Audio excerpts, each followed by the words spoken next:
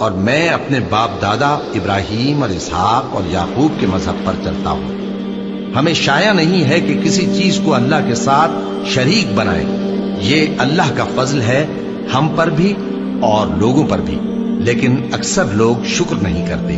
اے میرے قید خانے کے رفیقو، بھلا کئی جدا جدا آقا اچھے یا اللہ جو اکیلا ہے سب پر غالب ہے؟ جن چیزوں کی تم اللہ کے سوا پرستش کرتے ہو وہ صرف نام ہی نام ہے جو تم نے اور تمہارے باپ دادا نے رکھ لیے ہیں۔ اللہ نے ان کی کوئی سند نازل نہیں کی۔ سن رکھو کہ اللہ کے سوا کسی کی حکومت نہیں ہے۔ اس نے ارشاد فرمایا ہے کہ اس کے سوا کسی کی عبادت نہ کرو، یہی سیدھا دین ہے، لیکن اکثر لوگ نہیں جانتے۔ اے میرے قید خانے کے رفیقو، تم میں سے ایک جو پہلا خواب بیان کرنے والا ہے وہ تو اپنے آقا کو شراب پلایا کرے گا، اور جو دوسرا ہے وہ سولی دیا جائے گا، اور پرندے اس کا سر نوچ کھائیں گے۔ جو بات تم مجھ سے پوچھتے تھے وہ فیصل ہو چکی ہے، اور ان دونوں میں سے جس کی نسبت یوسف نے خیال کیا کہ وہ رہائی پا جائے گا، اس سے کہا کہ اپنے آقا سے میرا ذکر بھی کر دینا۔ پھر شیطان نے اسے ان کا اپنے آقا سے ذکر کرنا بھلا دیا، اور یوسف کئی برس قید خانے ہی میں رہے۔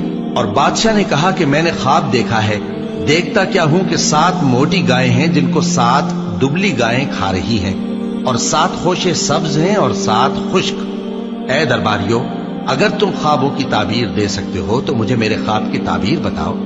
انہوں نے کہا، یہ خواب تو پریشان خیالی سے ہیں، اور ہمیں ایسے خوابوں کی تعبیر نہیں آتی۔ اور وہ شخص جو دونوں قیدیوں میں سے رہائی پا گیا تھا اور جسے مدت کے بعد وہ بات یاد آ گئی، بول اٹھا کہ میں آپ کو اس کی تعبیر لا بتاتا ہوں، مجھے قید خانے جانے کی اجازت دیجیے۔ غرض وہ یوسف کے پاس آیا اور کہنے لگا، یوسف، اے بڑے سچے یوسف، ہمیں اس خواب کی تعبیر بتائیے کہ 7 موٹی گایوں کو 7 دبلی گائیں کھا رہی ہیں، اور 7 خوشے سبز ہیں اور 7 سوکھے، تاکہ میں لوگوں کے پاس واپس جا کر تعبیر بتاؤں۔ عجب نہیں کہ وہ تمہاری قدر جانے۔ انہوں نے کہا کہ تم لوگ 7 سال متواتر کھیتی کرتے رہو گے، تو جو غلہ کاٹو تو تھوڑے سے غلے کے سوا جو کھانے میں آئے باقی کو خوشوں میں ہی رہنے دینا۔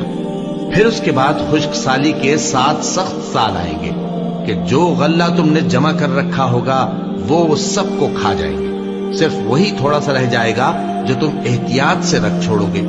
پھر اس کے بعد ایک ایسا سال آئے گا کہ خوب مے برسے گا اور لوگ اس میں رس نچوڑیں گے۔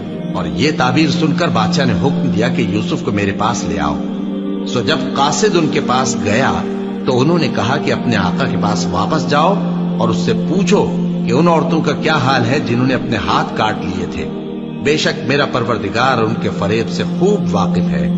بادشاہ نے عورتوں سے پوچھا کہ تمہارا کیا قصہ تھا جب تم نے یوسف کو اپنی طرف مائل کرنا چاہا؟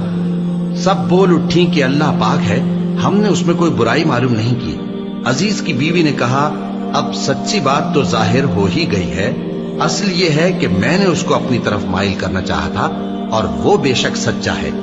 یوسف نے کہا کہ میں نے یہ بات اس لیے پوچھی ہے کہ عزیز کو یقین ہو جائے کہ میں نے اس کی پیٹھ پیچھے اس کی امانت میں خیانت نہیں کی، اور اللہ خیانت کرنے والوں کی چال کو چلنے نہیں دیتا۔ اور میں اپنے آپ کو پاک صاف نہیں کہتا، کیونکہ نفس امارہ انسان کو برائی ہی سکھاتا رہتا ہے، مگر یہ کہ میرا پروردگار رحم فرمائے۔